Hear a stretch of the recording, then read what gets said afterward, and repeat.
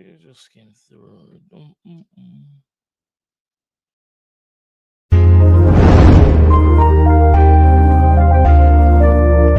If you're here frequently, you know that the Hot Zone is a talk show where we feature a team of panelists from different political institutions, different political persuasions. Sweet land of liberty. Stick on the issue, I beg you, please. Let's stick on the issue. Fuel our politics. Politicians deliver to their The big government is not a solution to the problem. Let me say this. I hear somebody saying, well, the country don't get money. Look, every country in this world that God has created on this earth has money. It depends on how the leader is innovative. Not good judgment. Okay, to be commingling, to be meandering with a man who has recently been found guilty of committing a serious crime, right? You can appreciate him all you want, but it sends the wrong message. That You can also Joseph, brother, Peter, let me talk. Bishop, let me talk. We do not have strong drug laws on our books. If I gave you my history, what you want to? You want my Motherfuckers will come and tell you to vote for one person when the person get it, and they tell you say the person not good. All of them confused. Yeah, I'm getting younger because we are empowered now. And when you empower, it comes with setting grades. They come in with their fake smile. All out in and so fly. They won't use you, confuse you, and mislead you. They will promise when you vote them, they frustrate you. They already say you so go. Don't for your friend, let Rambo. They already say you rebel. Don't for your friends for their choice. Oh, they already say you so go. Don't for your friend, let Rambo. Tonight, I'm playing host. My name is Derek Yale, and let me check in with my co-host, Mr. David Tagbert. Mr. Tagbert, welcome to another episode. So Derek, thank you. It's always good to be on the Hot Zone. Brother, vote for your future. Mama, vote for your future. What do you want to do? If I gave you my future, what you want to do?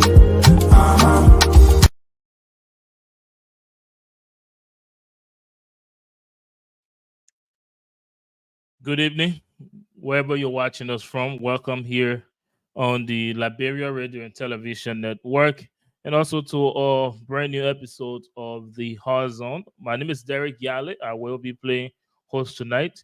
And just by way of introduction, wherever you're joining us from, the Liberia Radio and Television Network, or LRTN for short, is a local media institution right here in Northeast Philadelphia.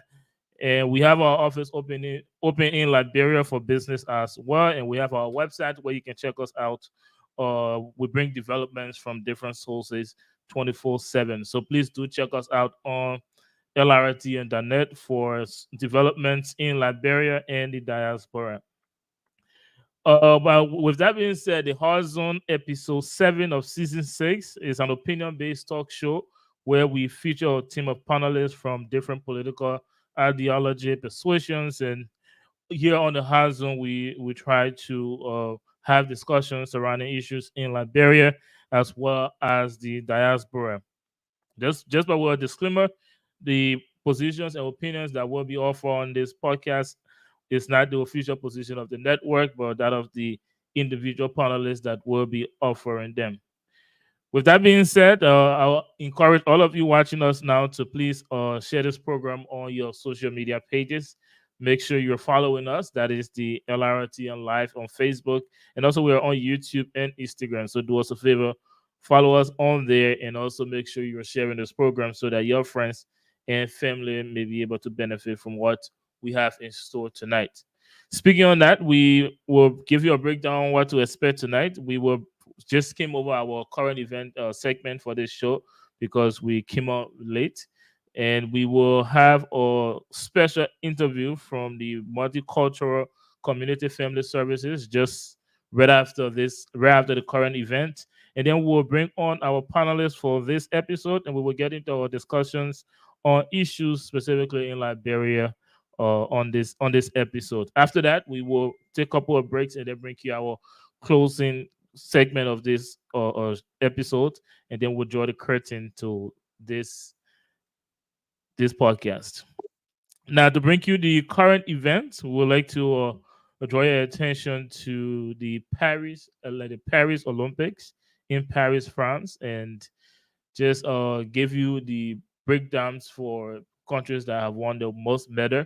So America is sitting in first place, boasting 103 medals with 30 gold medal, 38 silver medal, and 35 bronze medal. Next to them is China with 73 medals, 23 gold, 25 silver, and 19 bronze. Australia 18 gold, 14 silver, 13 bronze, and 45 in total. If you're Liberian watching the Olympics, this summer Olympics, you're pretty much aware of our GOAT, Mr. Joseph Fahnbulleh. His performance in the Olympics really took social media, a lot of Liberian social media pages in Liberia and the diaspora. So just last week we saw that Mr. Fahnbulleh, he finished second, and he advanced to the 200-meter final, finishing in second place. And unfortunately today he finished in seventh place. But to all Liberian in Liberia and around the world, we take that as a victory. And we would like to congratulate Mr. Joseph Fahnbulleh for flying our country flag so high and doing so well in the Paris Olympics. With that being said, again, before we get into our other segment of the show where we invite our guests from the Multicultural Family Services, we will again ask all of you to please share this program on your Facebook page and also make sure you're following us.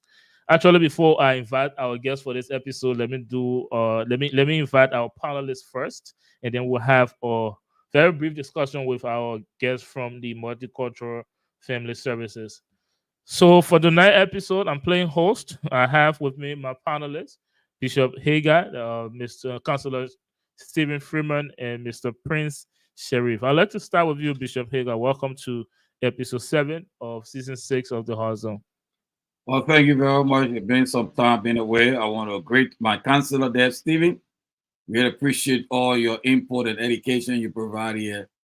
Very dynamic and kind of experience we need for the betterment of Liberia.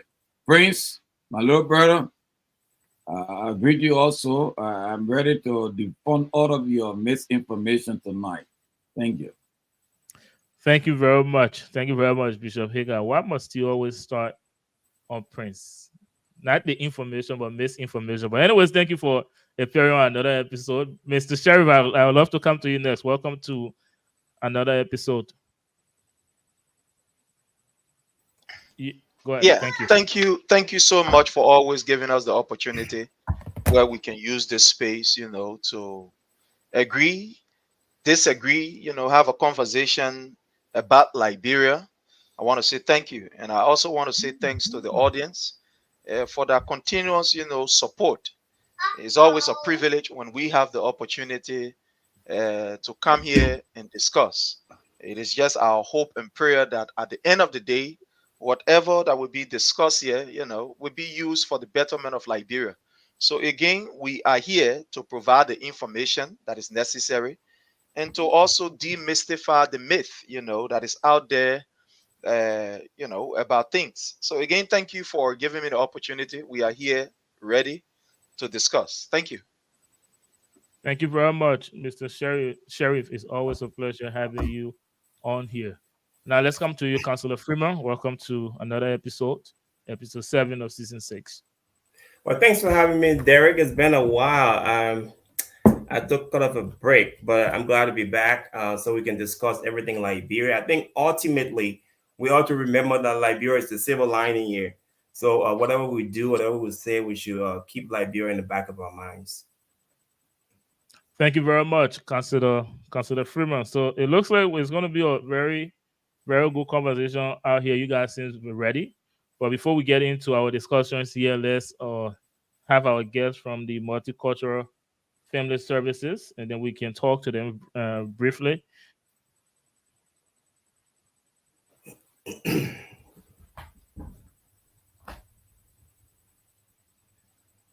Were you guys hearing me? Because it seems like I'm on mute. We're hearing you. Oh, thank you. Yeah, Thank you. you are loud and clear. Thank you. Thank you. Yeah, we are waiting for our guests from the Multicultural Family Services for a very brief interview. Now, I have the name Mr. Joseph Anderson tag, so I will ask you guys, welcome to the network, LRT, and also welcome to the Hard Zone. I would like to first of all have both of you introduce yourself. Let me start with you on the left. Is there anyone who can get the camera closer? There you go. Well, welcome to the Hard Zone. Thank you very much. Thank you for having us. Thank you. It's a pleasure to have you guys on here. And can you guys tell our audience your name and then we'll get into you're talking briefly about the workshop that was held today about let's talk about the mental health in the immigrant community. Are you guys still? Yep. Go ahead. Did you guys hear me? We can hear you. Derek, thank you for the opportunity to spend a few minutes with you. We have to say that we're very exhausted right now because we've had a long 3 hours engaging in conversation with members of our community and providers, mental health providers, as well as representatives from county and state government here at the Multicultural Community Family Services. And we are coming to you from one of our classrooms. It is not the best background, so we ask for grace and accommodations. That being said, my name is Portia Gray Kamara. I am a Liberian and serve as the co-founder and executive director for the Multicultural Community Family Services. We are located in Upper Darby, Pennsylvania, and our mission is to empower individuals, children, and families to succeed in their communities. And we do that through the provision of services that support and meet the basic needs of residents in our community who are experiencing needs as it relates to food insecurity, health, education, as well as other immigrant supports. And it truly is an honor to engage and be engaged with you briefly. And, I and the member of my team who is standing with me will introduce herself. Look forward to the time that we're going to be spending together. Yes. Thank you. Thank you for having us, Derek. My name is Donna Smith. I am the Professional Development Coordinator and Consulting at Multicultural Community Family Services. We provide cultural and linguistic support services to community organizations, bridging the gap between cultural differences, supporting and building an inclusive practices for organizations within Delaware County that provide health and mental health services and any type of services that deal with the immigrant and foreign-born communities. Thank you. I'll go around to our panelists to ask one question. If any one of you guys have a question, and Mr. Sheriff. Yeah. Yes, sir. Yeah. Okay. Let me just extend my thanks and appreciation to the team from the Multicultural Family Community Services. I want to thank you all ever so much for integrating our people into the society. It is not easy, especially those of us from Africa, to be specific, from Liberia. We experienced 15 or more years of civil conflict, and coming into this society is completely different. So I want to say thank you for your services rendered to our people. But I have a question. Most of the time when our people leave from back home and here in this advanced, country, it's a bit difficult, especially as it relates to employment, job employment. Most of our people come and they are not as, quote unquote, very educated, or maybe they do not know how to really get around the system. How do you work with Liberians? Maybe somebody from Liberia who is or may not be that educated to maybe deal with the everyday, things or technology of using their phone to do job application and etc. So how do you work with those people in making sure that you can, work with them to make sure they have a job to put food on the table? How do you work with such a people? Thank you.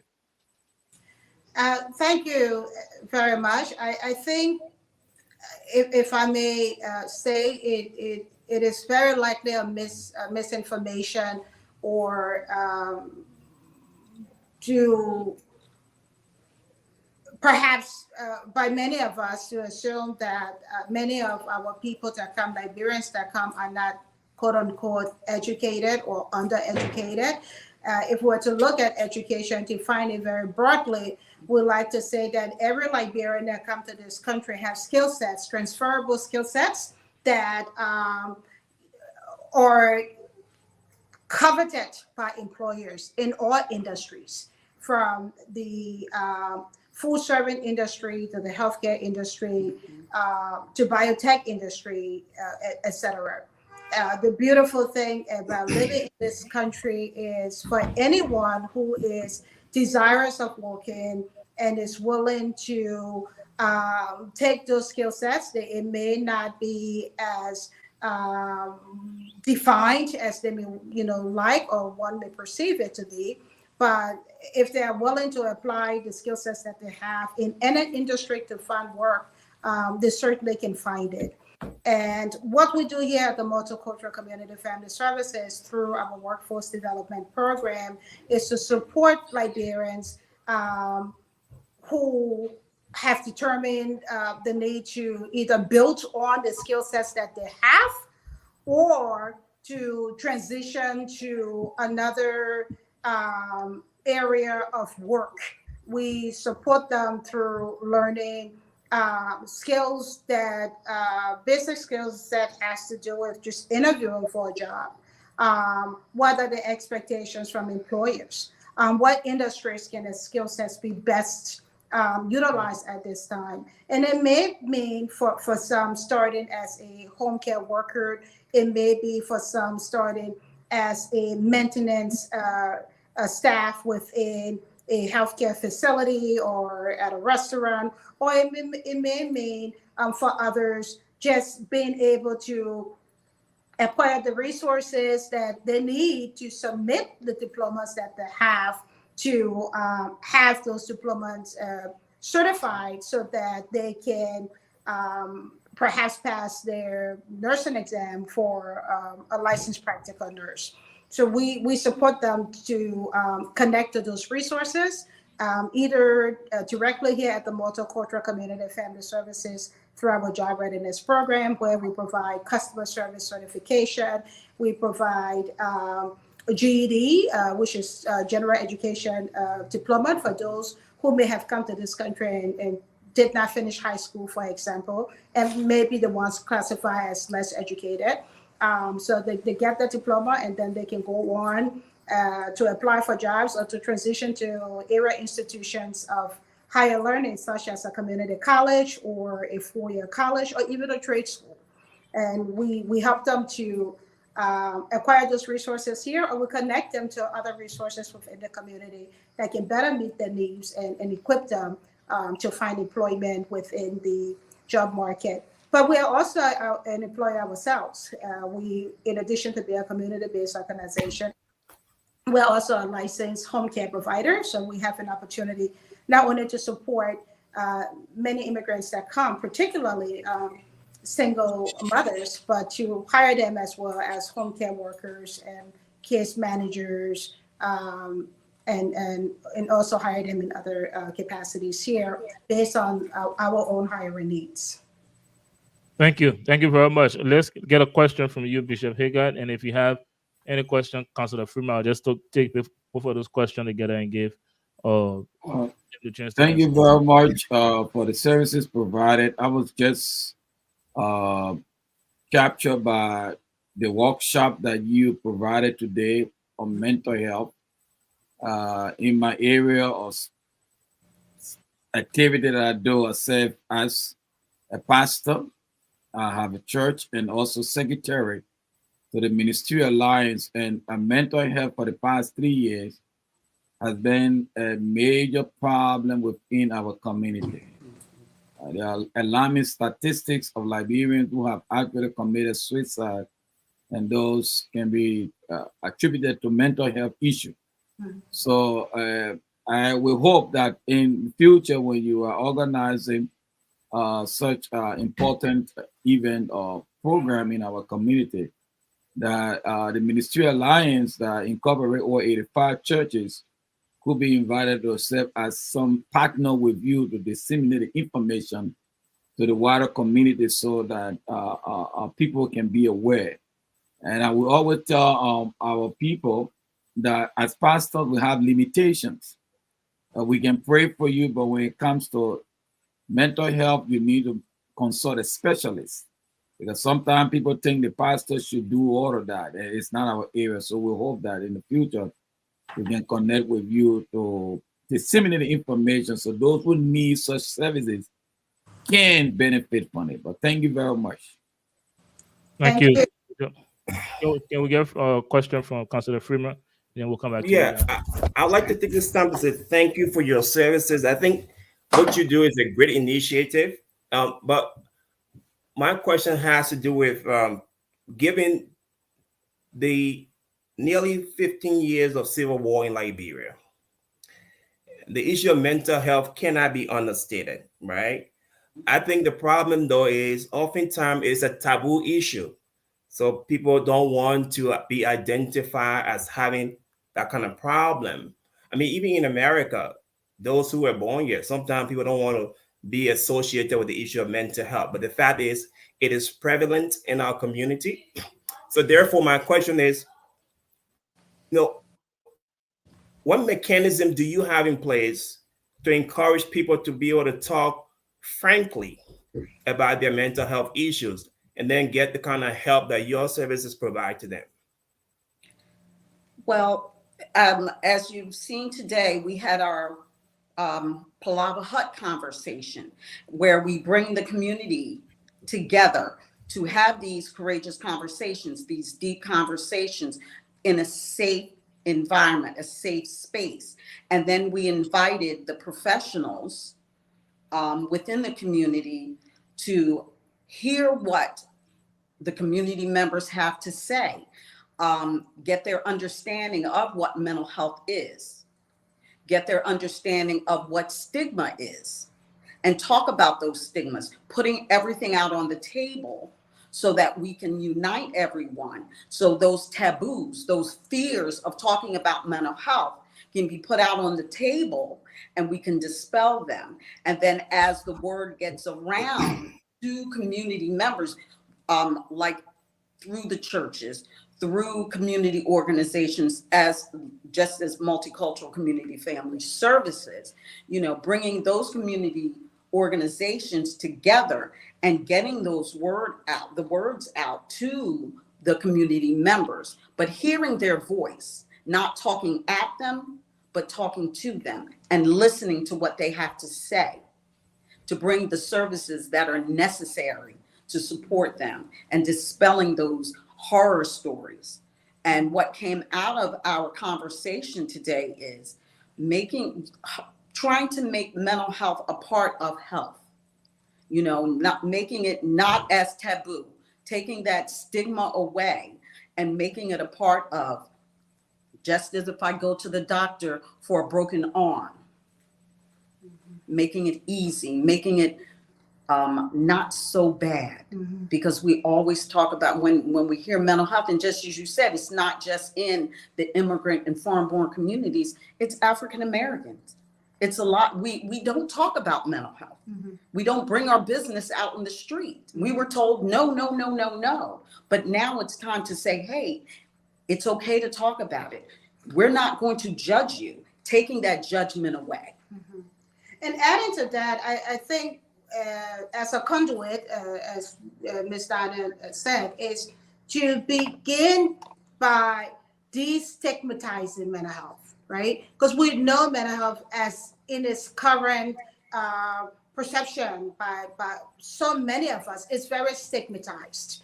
The person crazy, the stupid, or something's wrong with them. Of course, something is wrong with them, because mental health is also physical health. So we must destigmatize mental health. We must disrupt the negative perceptions that persist to this day about mental health. And part of that disruption begins with interrupting what the current narrative is, right? How do you interrupt it and flip the coin and begin to put a positive spotlight on mental health, so that we are changing the way people think about mental health? We're changing the narrative about the consequences, horrific consequences of war that were meted on hundreds and thousands of our people through no faults of their own, so that they begin to realize and know through conversations that it was not my fault, that this is impacting me, and it is okay to talk to someone about it. It is okay to talk to my doctor. It is okay to go and see a counselor. It is okay to talk to a friend. It is okay to talk to my traditional healer, my pastor, my imam. So it's a process, but it begins with conversations that will empower us to really shine the spotlight on disrupting mental health at its very core and destigmatizing everything we currently know about the mental health and how it is perceived within our community. Thank you. Let me add my voice to all of my panelists and say thank you guys so much for the work you're doing in the community and for this initiative.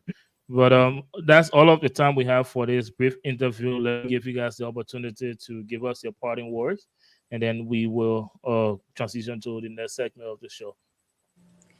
Well, if I may, I want to just leave within the consciousness of our people, particularly immigrants that are residing in the United States, and more specifically within our county and in our municipality.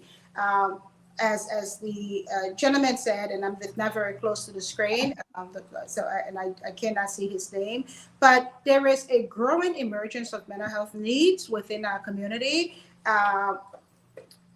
And when I say our community, I'm referencing not just the immigrant community, but more specifically the Liberian community. There are an increase in deaths by suicide by our people, and it is very scary. If you look within the jail cells right here within Delaware County, it is my understanding that of all the Africans that are incarcerated in my county, the greater percentage of them are Liberians. It is very sad, and we all have work to do. I certainly look forward to continuing this conversation beyond this space. And as always, Multicultural is always open to collaborate and partner with individuals and groups that are open to having these conversations and open to bringing about change about not only how we think about mental health, but systemic changes in terms of how the systems that are responsible for those services that are delivered, how those services are delivered, changing, holding them accountable, and in changing, ensuring that they are being attentive to our community and providing the supports and services that residents, immigrant residents need. Thank you. Let's hear from you. Do you have any parting comments to get? Keep the conversation going. Don't be afraid. Reach out, support, and be together. Thank you guys so much for appearing here today to talk about this, and also thank you again for the work that you do and the initiative that you're undertaking in the community. It was nice having you guys here. Thank you. Now, guys, if you're watching us, this is the Hard Zone. So this is episode 7 of season 6. And we will take a 1-minute break, and when we come back, we will get into our discussion. Tonight, we will keep a open panel discussion. So I will ask you guys to talk about developments that caught your interest in Liberia and the diaspora this week or the week before. But let's take a break. When we come back, we'll get into those discussions. Welcome to your new home away from home in the heart of Margibi County, Liberia. This privately owned guest house located at Disco Hill provides a spacious home for vacation rentals, including 3 comfortably decorated bedrooms and 4 bathrooms. Here, we aim to meet the need of every one of our guests. Do you plan on hosting a meeting? Invite your team to our expansive lounging area, which is perfect for conferences. Let our attentive staff help you celebrate life's biggest moments with your loved ones in our spacious indoor and outdoor event area with chairs, tables, and all your event needs. Whether you're visiting home from abroad or right here in Liberia, we're ready to take your call. Welcome home. Call us now to book your reservation at your new home away from home.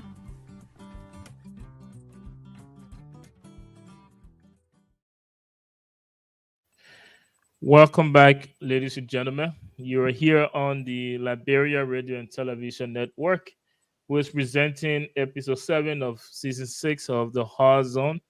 And just by introduction, the Hard Zone is an opinion-based talk show where we feature a team of panelists, as you can see on your screen, from different political institutions, different political persuasions.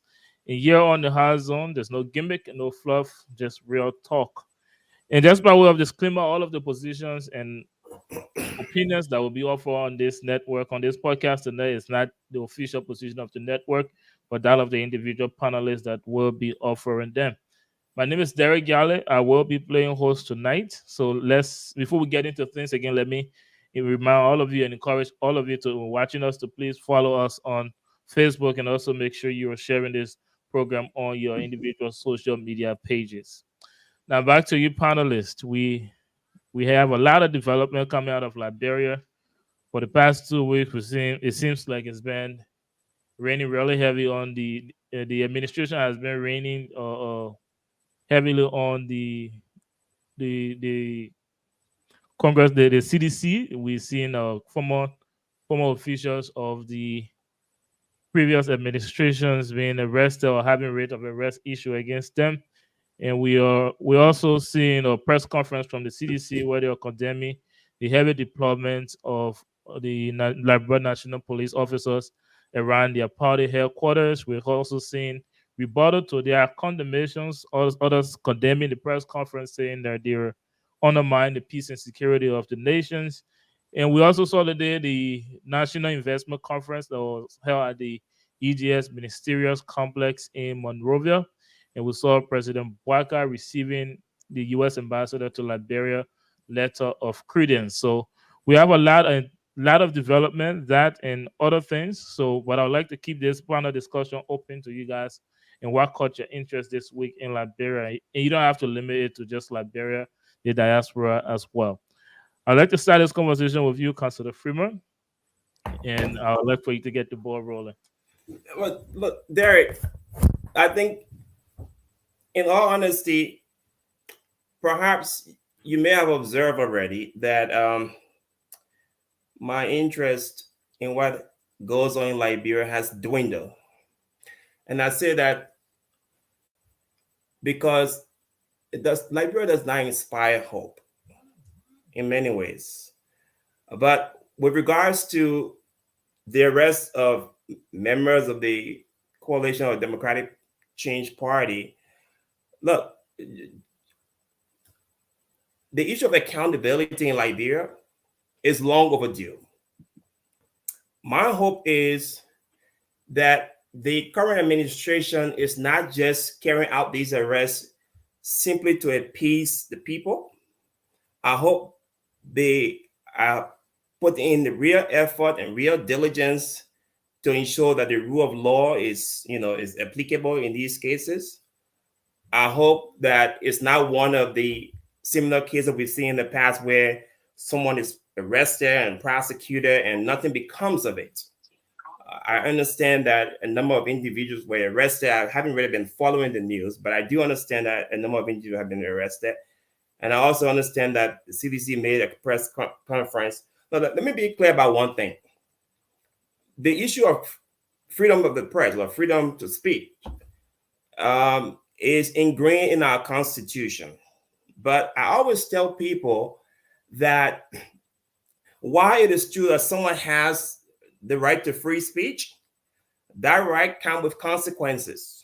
So for example, you cannot stand in a crowded theater and say fire. That's not a protected speech. Some speech may be protected constitutionally. Some speech are not protected. So Liberia, giving certain incendiary comments about things that happen in the country as a political party having a lot of followers may be considered incendiary to the extent that it can inflame unnecessary tensions. My caution to the former administration is to tread lightly, because while it is true they have the right to express their viewpoints, those viewpoints may have some dire consequences. And if they do, then there may be legal consequences as well. So look, what's happening in Liberia, I think in terms of accountability, one can say, well, we encourage it, but at the same time, I'm circumspect because we've seen time and again in Liberia where, government decides to take certain action, but it doesn't really end up anything. So, for example, look at the issue of the War Crimes Court. There was a big noise about it, but not a whole lot is happening thus far. I'm hoping that, the Buak administration has not really turned a blind eye on that issue. I think we can dance and do multiple things at the same time in Liberia as human beings. So I'm hoping that the issue of accountability is really coming to the forefront. I understand that with regards to Mr. Twer, he's not in the country. I hope that he returns to Liberia and have his day in court. Under our law, there is the presumption of innocence, right? He's presumed innocent until proven guilty beyond a reasonable doubt. So my hope is he returns to the country and faces his day in court. And it's up to the government to prove his guilt beyond a reasonable doubt. But accountability is very pertinent, and I think that's what we need to be encouraging in Liberia. Thank you very much, Councillor Freeman. I'll come back to you on some of the things you said, more, especially the opening remark, the first statement. Okay. Seems like you're losing hope in Liberia. I want for you to expand on that. But let me go to Bishop Hager. Do you think Councillor Freeman was on time? Did you think he talked under 2 minutes? Because you said you had a timer. the bishop is going to give me some pass here, right? Thank you very much. Thank you. Listen, we have serious issue in Liberia. President George incompetent Weah has 6 years, and all he did was to encourage corruption, support corruption, and himself being corrupt. His Minister of State for Presidential Affairs was caught red-handed on audio or evidence, justifying that yes, I'm corrupt, but I'm using the money in Liberia. I'm building houses. Nothing happened. His party chairman, in an audio recording, spit all the corruption that was taking place on George Weah's watch. They trashed it and called it liquor talk. George Weah was presented with the evidence of massive corruption by the American government.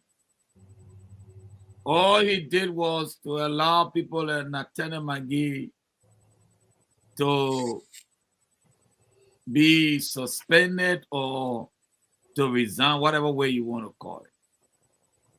6 years, not one person was even brought to trial or to be penalized for corruption when in the face of all the glaring evidence, this incompetent, corrupt president, all he did was to just sit supinely because he even understand what a government institution performance looked like.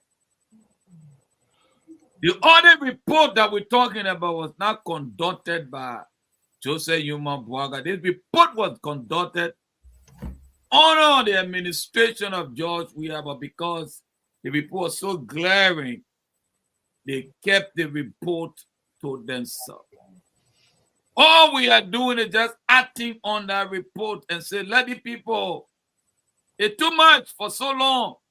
The Liberian people have suffered from the hand of greedy politicians. And as President Joseph Yuma Bwaga said, brothers and sisters, listen very well. We cannot continue in such way of doing things like bro. A new sheriff in town and thing must change. Samuel Tuai ran away. Listen, you never did anything. Why are you running away? Only criminal run away from police. If you think that you have not done anything, come and face the judicial system. Let's go to the trial. But it's so sad. But thank God, we are on the right track. Liberia is getting better. We will deal with those people I told you from the beginning. Those guys, all of those stolen goods will be repossessed by the Liberian people because that thing was evil, wickedness in a higher order. Thank you. Thank you very much, Bishop Hager. Very strong statement. Obviously, I do have some questions for you, but let's hear from Mr. Sheriff. But before we do, let me recognize the presence of Mr. Jai Winkin. We are welcome to the show. Thank you, guys. Thank you. Let's hear from you now, Mr. Sheriff. All right. Again, thank you for giving me the opportunity, and let me say hi to the audience. I'm sorry on one or two, occasion there will be disturbance because the family. Yeah. So please forgive me when you hear some distortion from the back. All right. We first of all want to use this time to condemn the attempted massacre by the Unity Party-led government on, members of the CDC, an event that took center stage internationally and that has been condemned by the international community, including ECOWAS.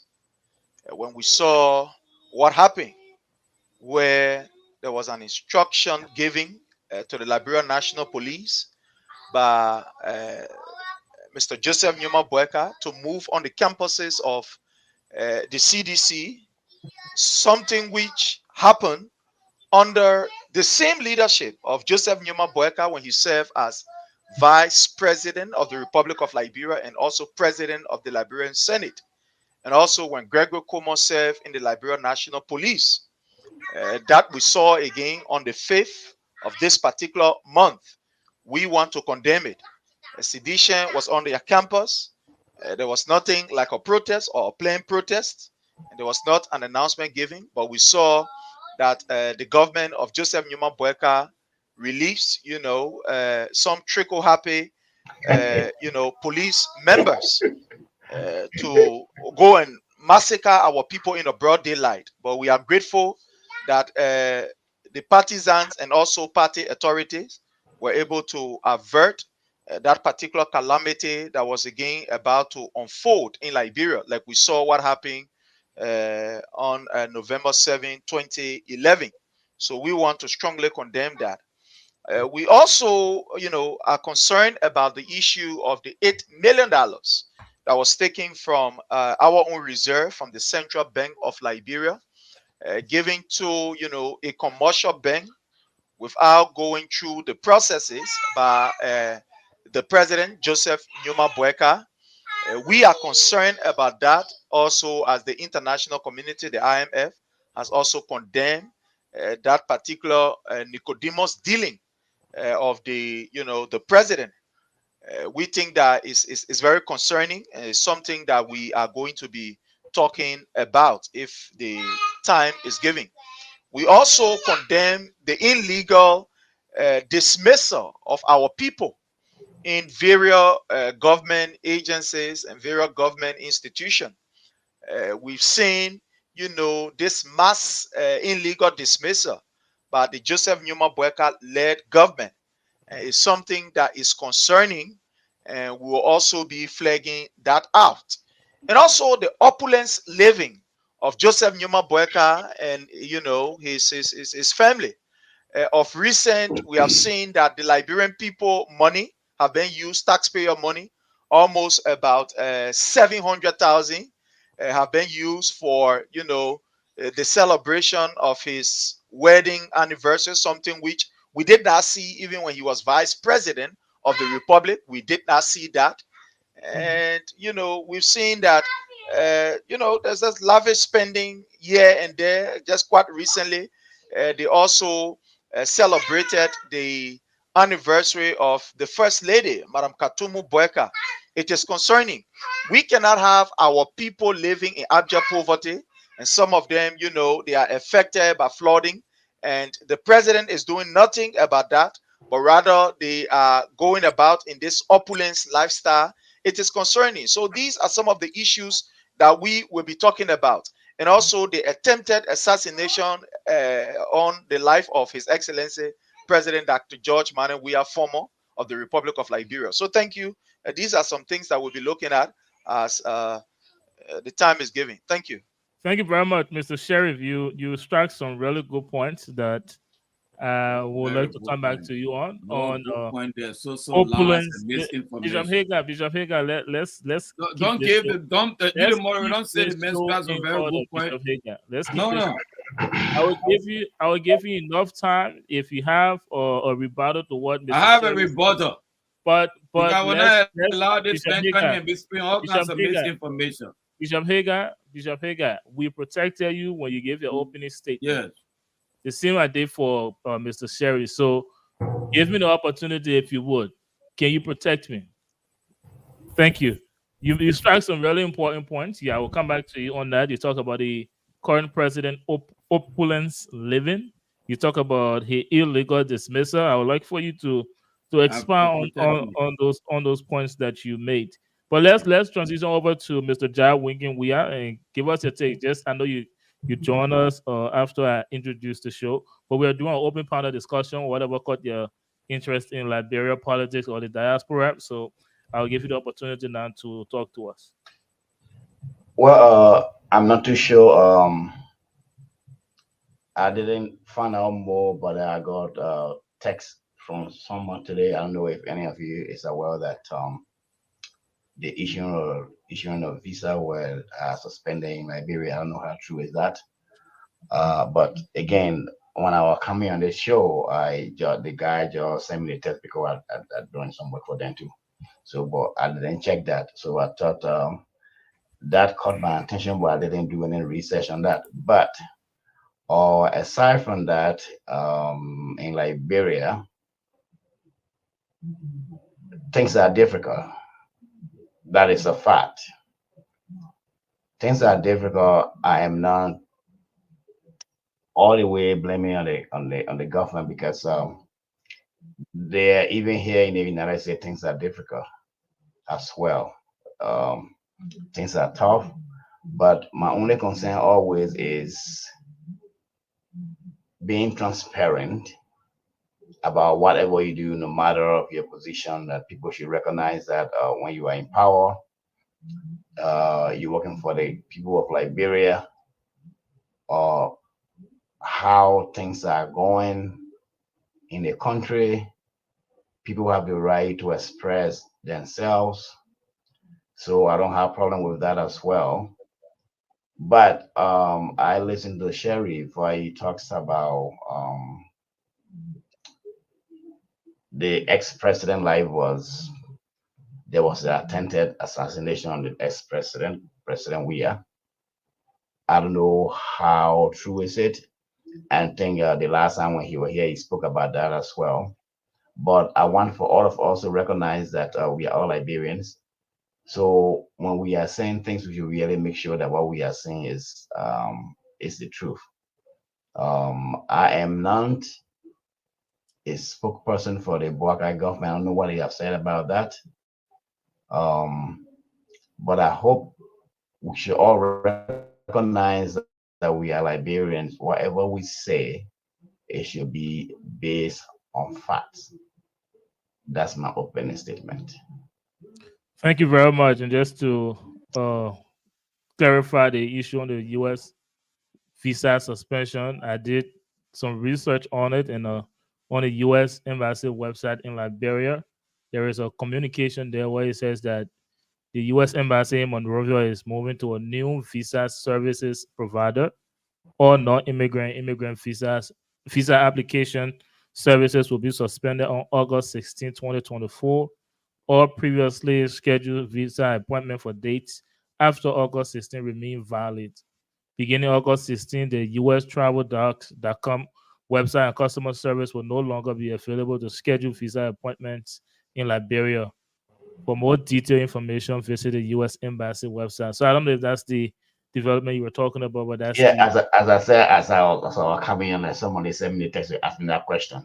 Okay. Because they have case pending, so I have no idea. So, and you said anything that caught in my heart. So haven't done any session here as well. So yeah, all right. I just wanted to provide that since you mentioned it. Yeah. But let me come back to you, Councilor Freeman. I promise. I listened to your opening remark, right? And you I may not be quoting you for Britain, but it seems like you said what's going on in Liberia does not inspire hope anymore, and your hope has kind of dwindled. And it seems to me that you're losing hope in Liberia. I need quickly. Bishop Hagar.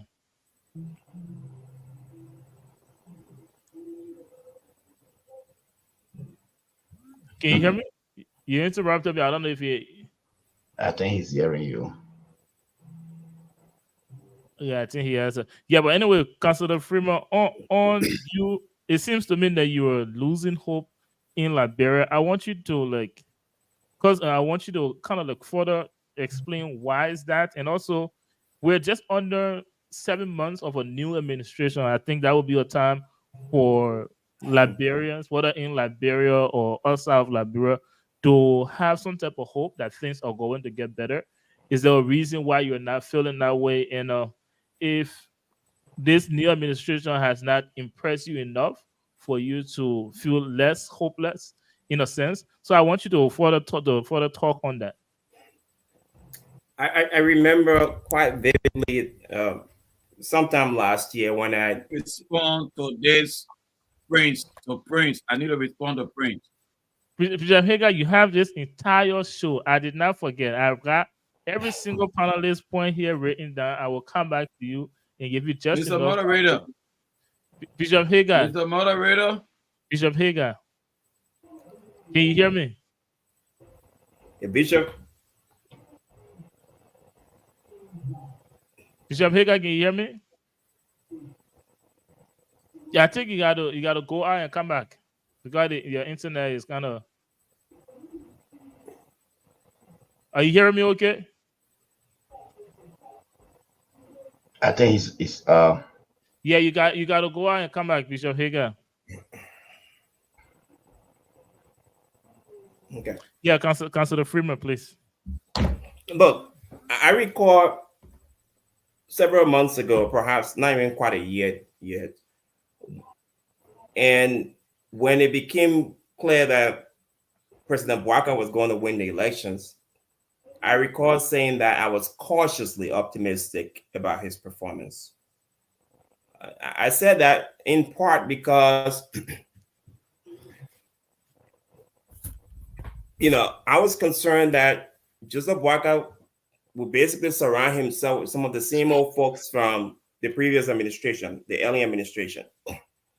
And I said that after I had a chance to actually meet and discuss with Mr. Boakai about Liberia and the issue of the rule of law and accountability and things of that nature. And I understand that we are really early in the game now in his presidency, but it appears to me that some of the same decadence we saw from past administrations, some of the same old things are beginning to appear in his administration. Let me give you an example. So, for example, amid all of the immense suffering in the country, you have the president celebrating his anniversary in a way that it shocked the conscience. No reasonable person would do that kind of thing because too many people are suffering. Now, I get it. He should celebrate his anniversary. But, to disregard the immense suffering of the Liberian people and then you have an anniversary celebration the way he did, to me, it speaks to the lack of concern for the people. And that's just one example. I mean, the president, I don't expect him to work miracle, but I expect him to put in place a system that would eventually develop into, building industries in Liberia that will eventually create jobs for people, that will eventually bring about accountability. But it seems to me this president is either he's completely oblivious to what's happening in the country or he simply does not care. So look, I said that I'm not inspired. I'm still cautiously optimistic that things are going to turn around. But Liberia does not inspire hope for many reasons. And I think those are just some of the reasons that I've cited. The Boakai administration needs to surround himself with people who are truly about doing the Liberian people's work, and not simply out of friendship, partisanship, nothing of that sort. Because to continue to do that kind of business is not going to, bring about any real change. So those are some of the concerns that I have in terms of his presidency. And this is not just limited to Mr. Boakai. I think we've seen in past administration, for example, the immediate past administration, the Mr. Weah administration, there's some of the same things that we see happening today in this administration. And I think based on that, we can look at it and say, well, it seems this business as usual. Thank you. Thank you very much, Councillor Freeman. Let me come back to you I will come back to you, Councillor Freeman, with more questions on the points that you struck. But let me hear from Mr. Sheriff. You raised a lot of points. I think on the opulence living. I think Councillor Freeman briefly touched on that. I don't know if you're referring to his anniversary celebration or other things, but you used some very strong words on. You said attempted massacre. You talked about attempted assassination on the former president. Those are very strong words. One that if we're not very careful, could undermine the peace of our country. Right. Mr. Sheriff, do you want to explain that? And what about those people that are concerned that that your use of those words may undermine or could undermine the Yeah. Anyway, thank you so much for the question. We do not regret our words, and we stand by it. Let me just say, like Councillor Freeman rightly said about President Boakai being, oblivious or whatever. Let me say this: he is fully aware about everything that is happening around his surrounding, and everything that is happening has been masterminded and approved by Joseph Nyuma Boakai. Nothing happens in Liberia As far as I'm concerned, as president of the republic, that he is not aware or he has not given his blessing to. So I just want to make this clear. Now, you talked about the issue that I raised about, the attempted assassination and that of the attempted massacre by the Unity Party-led government. And this is it.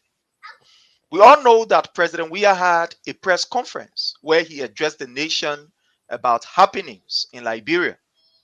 And I think it is incumbent upon President Weah, being the very, past immediate president, and the kind of, legacy that he laid for our democracy, for our peace, for our coexistence politically, to the extent that it was one that was even admired by our international partners. The United States ambassador at the time even said that our democracy is something that other nations in Africa, should emulate from. So coming from a regime where we set a very high standard for the rule of law, for political, participation without intimidation, setting the record for, an inclusive government where everybody was seen as Liberians and not, as member of a political party, to see ourselves in the space of less than a year, retrogressing, especially very speedily. It is something that I think President Weah, had to speak about, and he spoke very well. So in that particular, address, he told the nation that seditions was going to be gathering at their party headquarters to discuss issue relative to, what is happening in Liberia. And on the day, which was Monday, that was one of the days that President Weah supposed to be at the party headquarters, meeting with members and also stalwarts of the indomitable CDC. And to our surprise, we saw that there were, first of all, plainclothes security officers that went there and was scouting, trying to survey the area. We got some hint from our people on our headquarters that there were some strange clothes, members of the security apparatus that was, around the area. Not too long, we saw police. I mean, well-armed police moving. Mr. Sheriff, I'm sorry. I'm Yes, sorry sir. to interrupt, Yes, but sir. I do have a timer here. Oh, You okay. have- okay. I'll give you 30 more seconds to close. Okay, so we saw well-armed police officers moving on the headquarters of the CDC, knowing very well that His Excellency President Dr. George Manneh Weah was supposed to be there on that particular day, on that fateful day. And remember that there was no protest announced. There was no kind of, activity that was announced. Even if there were going to be protests announced, protest is provided for by our Constitution. So Thank we you. believe that their presence there was to carry on a plan that they did not achieve in 2011, November 7, where they thank you. killed scores of our Thank you. people. So they just went to fulfill that particular, thing that they did not fulfill in 2011. Thank you, Mr. Sheriff. And I know those of you listening to us, you will agree with me on this. But what you just explained, Mr. Sheriff, does not falls under the definition of assassination on the lives of a former president or what you term as massacre. I will come back to you again for you to, because those are very strong words. I will come back to you for you to point to specific events that makes you believe, that made you use those words. Because when you say the former president life or was going to be assassinated by the presence of law enforcement officer, then I think that's a reach. But let me come to the Bishop Hagar. Bishop Hagar, I know you have rebuttals, so I'll give you the opportunity to do your rebuttal. But I do have a question for you. But let me hear your rebuttal first. I just wanted to tell Prince he shouldn't be disgracing himself here with misinformation. You see, he's educated, I respect him. All over the world, central banks have the fiduciary responsibility to intervene when a bank is going into financial difficulties.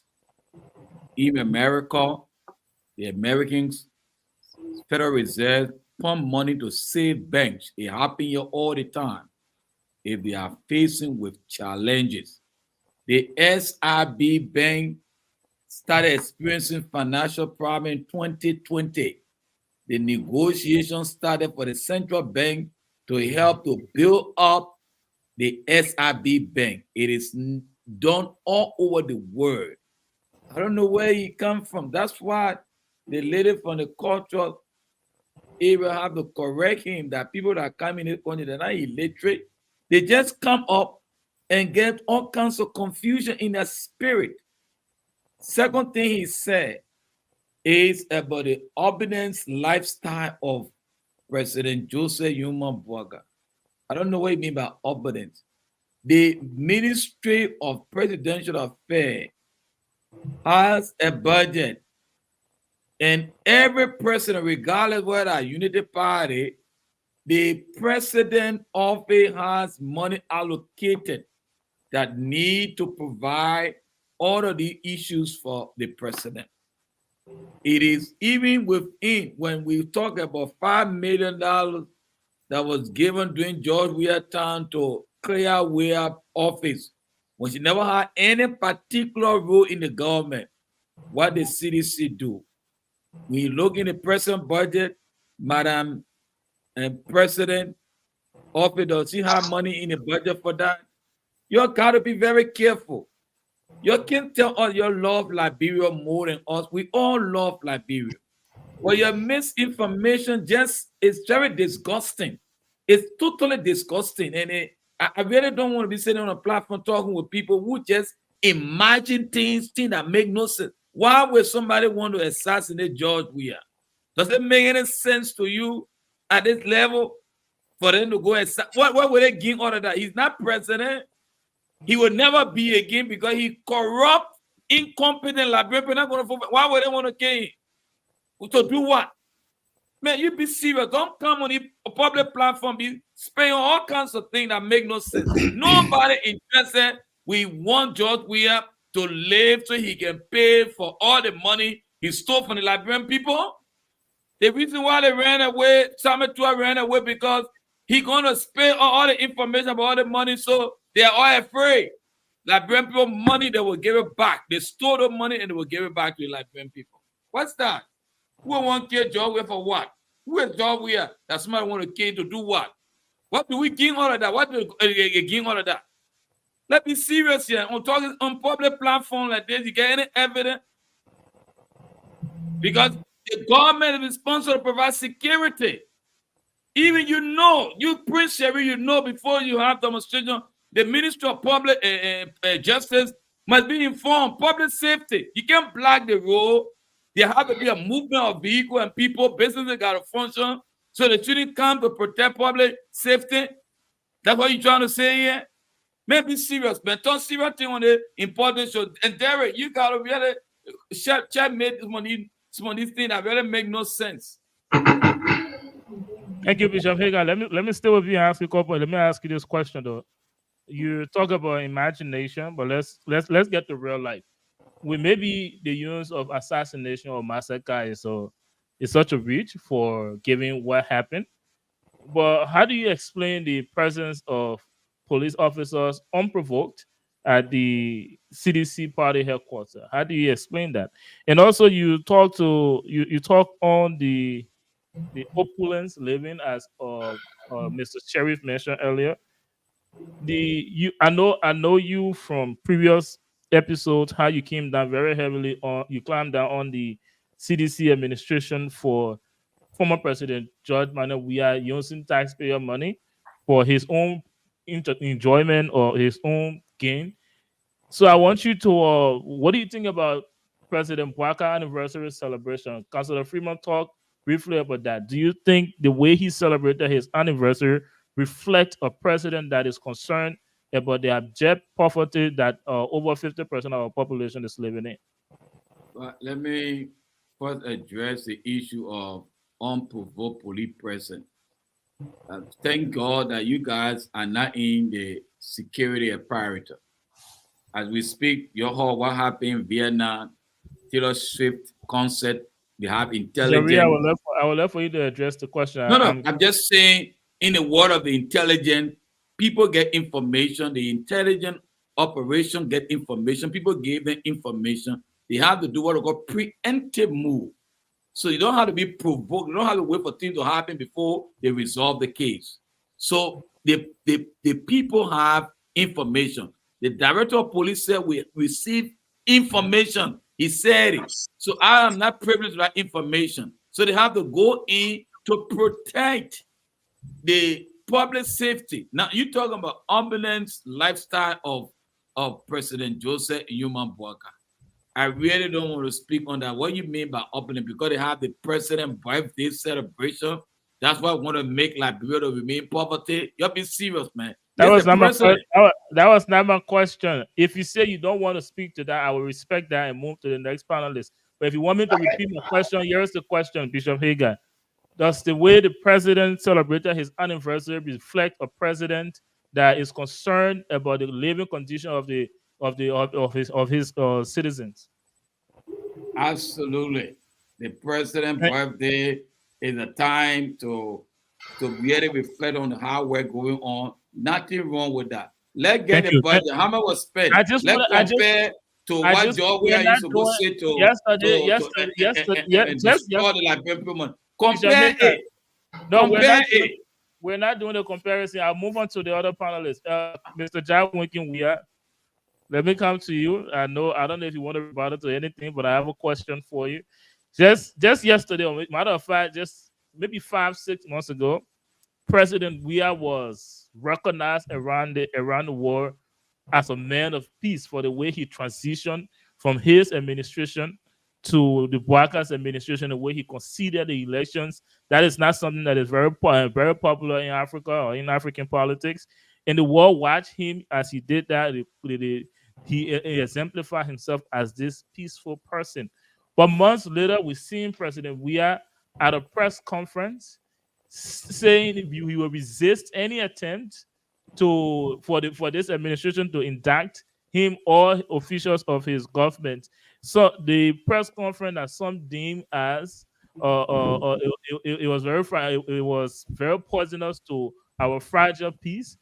Mr. Jah Winking Weah, what is your take on this same man from being the peaceful man that we know to kind of sort of inciting violence, and your rebuttal? I have other questions, but I want you to address that first. Okay, thank you very much. It was surprising that President Weah, who never had a single press conference when he was president, to have had one recently when he's no longer in power. What I can say about President Weah is that I guess people who are around him, who are in power, that are missing the opportunity of misusing the Liberian people money, are the one telling him to do certain things. But I want him to follow his own gut. He left the presidency. He is respected for a peaceful transition, and he should remain as that. He has a right to comment, but not to incite violence.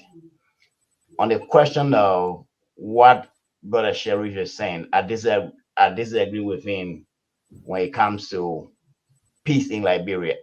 Every year I am in Monrovia. Every year, January, I am in Monrovia for the past 7 years.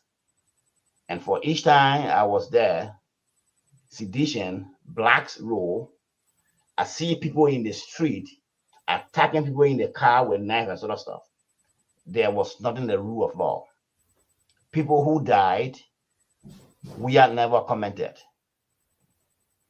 I remember very well my last trip prior to the election, even when campaigning was not declared, we had blocked the whole city down, his people. I left St. Paul Bridge, my car stopped at Freeport, I couldn't go. I wanted to meet with Mr. Anderson. I agreed to meet in Singapore for lunch. He was in Monrovia too that time. But from Douala to Freeport, that took me more than 3 hours. We and his children blocked the whole city. For each time they did that, the whole city or the whole country is paralyzed. No businesses. So that is not peace.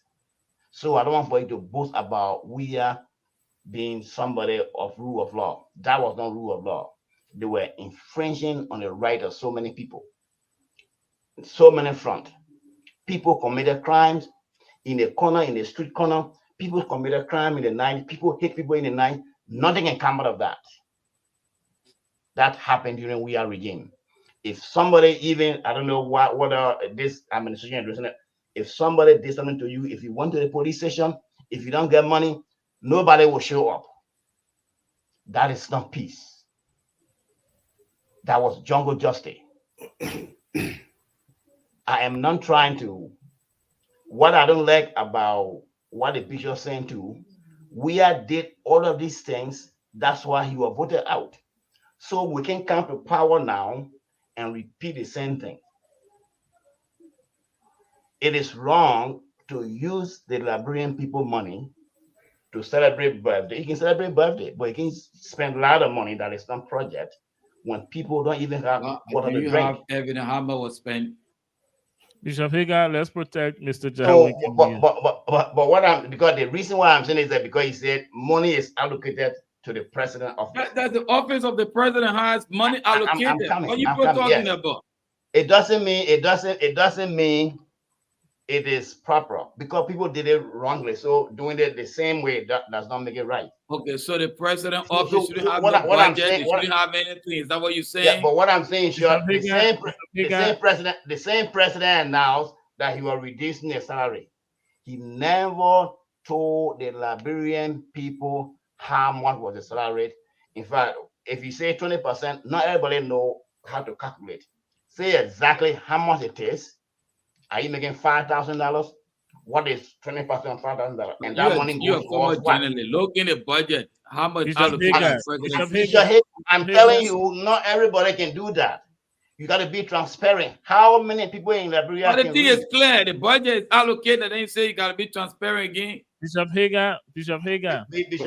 I'm saying, Mr. Weir, I'm sorry for interrupting you, but Bishop Hagar, let's keep the show in order. Let's protect one another, and I will give you enough time to rebuttal. But let's protect whoever's speaking. Mr. Jai Winking, I recognize you. Go ahead. But what I'm saying is this: we all talk about we are on the same platform. That he was not doing anything. That he was corrupt. You can't get in power and justify that we are did it, so it is okay to do it now. That's my point. Thank you. Thank you very much, Mr. Jai Winking. I will come back to you, Bishop Hagar, but just to re-emphasize Mr. Jai Winking point. That was the reason for which I asked you that question. But you say again, the president got money allocated in his budget. It's not just to do whatever. And again, the money you're talking about is the Liberian people money. I will come back to you. We'll rephrase the question, and hopefully you'll be able to clarify that. But I think it's important. Like Mr. Weir said, we have a new administration. This administration should not in any way or form resemble the previous administration. That's why the Liberian voting population went and elected a new administration. So we shouldn't be doing that comparison with that of the previous administration. I will come back to you, Bishop Hagar. Mr. Sheriff, your name has been mentioned on one or two occasions, so I'll give you the opportunity to rebuttal, and then I have a question for you. Thank you. It is unfortunate that people will want to use this platform to spew dangerous lies. And it is incumbent upon us to correct this misinformation, because these were some of the informations that led us to the 15 or more years of civil crisis. I listened to Mr. Weir, who said under the regime of President Weir, people were dying here and there, this was happening, that was happening. I want to refer him to the 2024 MCC report Go and read the 2024 MCC report, where Liberia or where the CDC government passed all of those areas that has to do with good governance, the rule of law, corruption, etc., etc. The reports are there. Go and read the reports. Now, what is happening is that these were some of the lies, or these were some of the misinformation that they used that gave them power. And today, as we speak, the reality is not showing face. The reality is showing face that you can have a minister in this government that will use the public sphere, or that will use an international medium to say that he will pay people to kill a certain lawmaker. That today we have a a minister in this government that will use an open platform to say he will pay people to go after a certain lawmaker, to the extent that we even have the Minister of Justice. The clip are there. The Minister of Justice saying that Liberia is fastly declining into chaos. The Minister of Justice, not me, in his press conference. So it is unfortunate when these things are happening. Look, for example, of recent, the number of killings that we have had under this particular government from the police. Look at what happened in Kinjor, where the police in a broad daylight massacre our people in Grand Cape County. Not only that, look at what happened right in Mosorado County, in front of our eyes, where a 16-year-old boy was killed by the Liberian National Police. Let's look at what happened in Corway, where a Liberian citizen, a peaceful Liberian citizen, was murdered in a broad daylight, right in front of the eyes of our international partner and every Liberian. At the end of the day, these people did not condemn it. We didn't see these things happening under the Weah-led administration, where today police is all over around the place with arms, carrying on this kind of atrocity. They were never. I listened to Bishop Hager talking about, the police has the right to go everywhere. Nobody is saying that the police don't have the right to go everywhere. But their presence there at that particular time, did we announce any protest? Look, let me say this. The CDC is not a political institution that will be subdued, intimidated by any individual or any president. If we could confront Madam Ellen Johnson Sirleaf, under whose administration we saw all kinds of things happening that Joseph Newman Boyka will not confront, the CDC is not afraid to openly state that we will have a protest. We are not afraid to say it. We will not hide behind anything.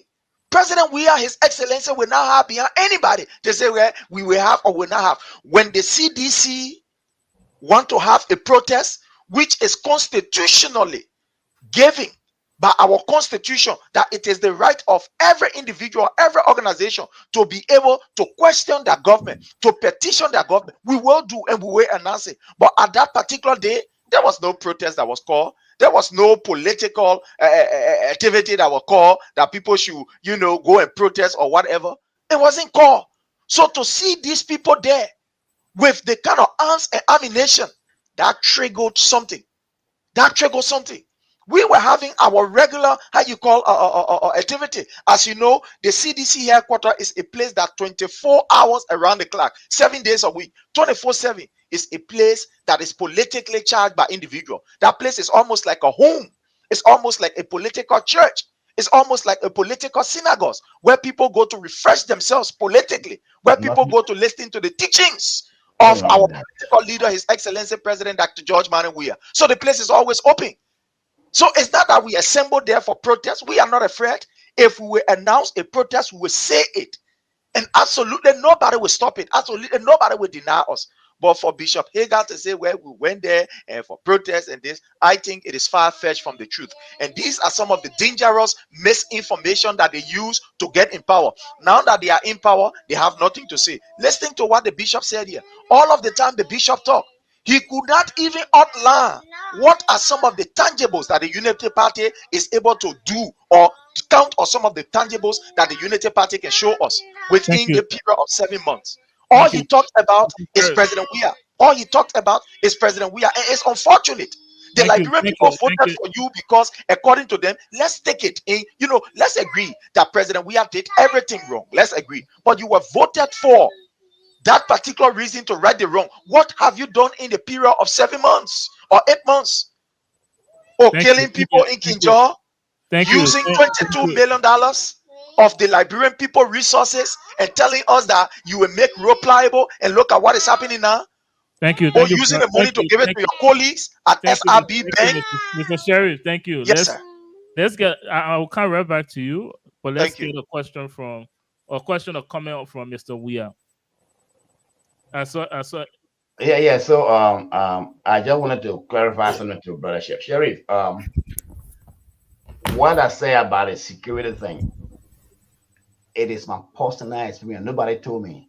I told you, I'm always in Liberia every January for the past 7 months.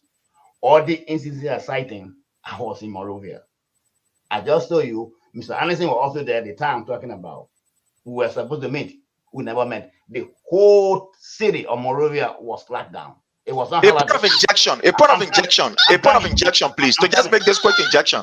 During the political season, every political institution was given days. Every political institution was given days. So those days that you are talking about are days that were allocated to the CDC for their political activities. It was given to every political institution.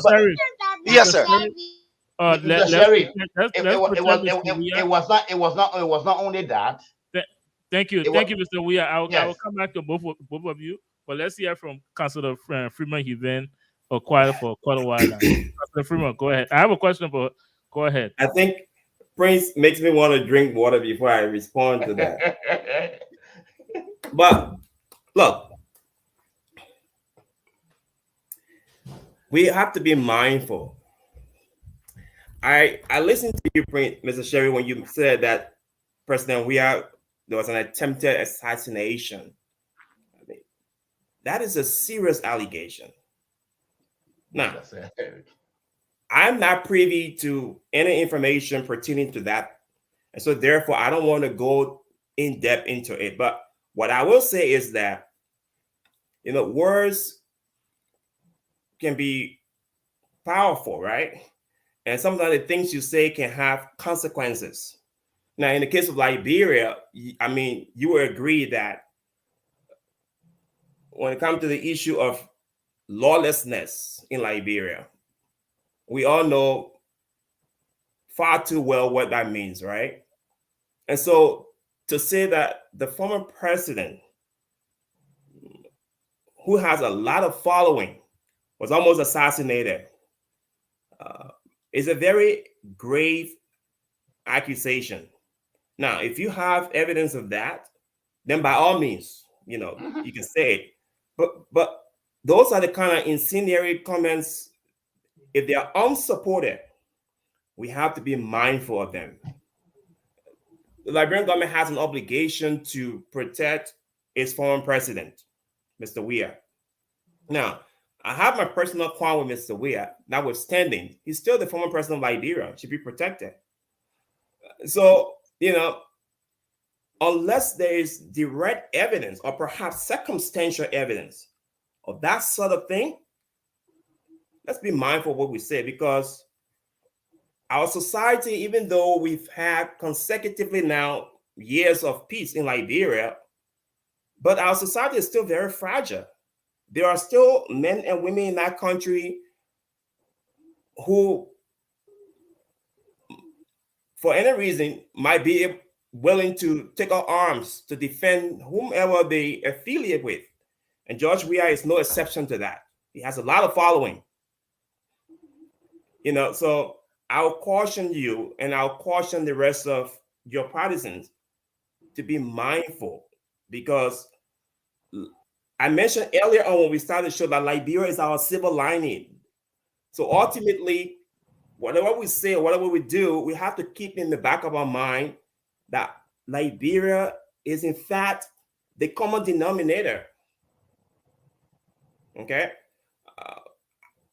So, Mr. Sherry, if you have evidence of that, I would urge you to perhaps work or have someone in Liberia work with the Liberian government to investigate that.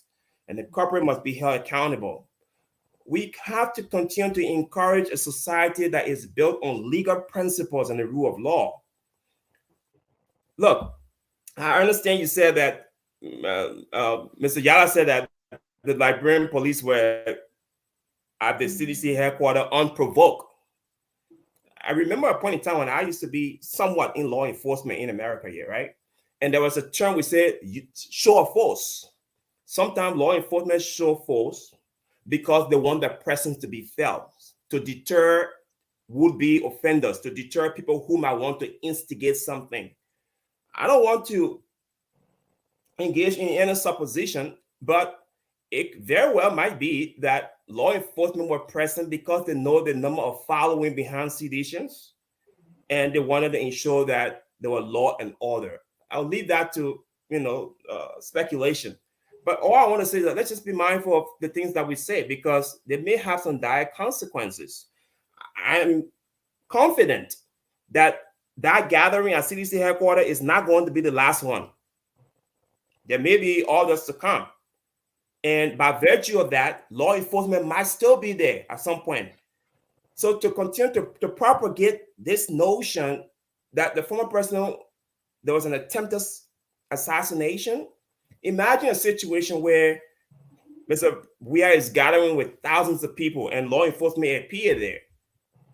Some might think they were there to assassinate him, and who knows what might happen. So, in short, let's just be mindful of the things we say, because they may very well have consequences.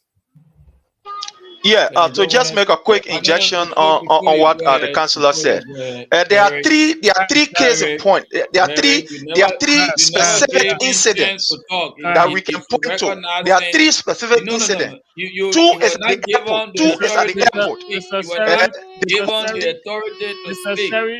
Mr. Sheriff, and Bishop Hager. No, he was not given authority. He can't just come in the show and start dominating. No. Let me recognize him first. I've been here waiting. Thank you, Bishop Hager. I'm going to stay with you, Councillor Freeman, because like I said earlier, I do have a question. Now, based on what you just said, I see you caution supporters and partisans, the CDC. Now, would you caution the current administration? And this is why I'm asking you this, because based on recent happenings, some are feeling, or some supporters or partisans or CDC are feeling like the government is attacking them, or is trying to, like Mr. Sheriff said, subdue that political institution based on recent occurrence. For example, the dismissals of government officials that supported or are supporting CDC, and also the rate of arrest issue against former officials of the government, and then the heavy presence of the Liberia National Police at the party headquarters to try to intimidate their partisans. So they're feeling like this administration is trying to subdue that political institution. What caution will you give to the administration based on that rumor? Look, I think there are three important points that you raised. So let me address them one by one. On the issue of the dismissal, at the very early stages of the current administration, the legal counsel to the president mentioned that people who were involved in quote political rally were going to be dismissed, summarily dismissed. I had a concern about that, and my concern stems from the fact that yes, the president has the constitutional authority to dismiss people, but under our constitution in Liberia, when people are tenured position, you can only dismiss them for cause. For cause. You don't simply go about dismissing people because now it's a new day, a new government. You dismiss them for cause, and it has to be established in court. So, look, I do not believe that the current administration acted in the right way. I understand the matter went up to the Liberian Supreme Court, and the Supreme Court ruled against the current administration. I stand corrected on that. But on that issue, I understand that it can inflame passion. Okay? People get upset. People feel they're being targeted. if you want to relieve people of the position, it has to be based on cost. You don't just simply do it because you have the ability to do so. So the Liberian government needs to be mindful of that, because you create this sort of resentment among people and they feel they're being witch hunt. Now, on the issue of, the CDC feel that they're being targeted because some people within the high hierarchy are being arrested.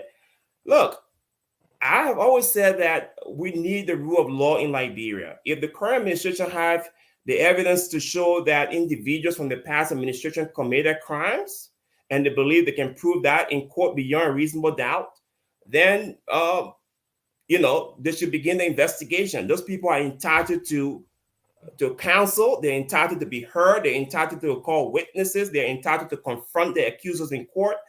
We should encourage these kinds of things. Okay, look, prosecuting people, indicting people, and bringing charges against people, those are good things. That's what we need in our society, so that when people are put in public trust, when people are fiduciaries of the public trust, they know that they are expected to be held accountable.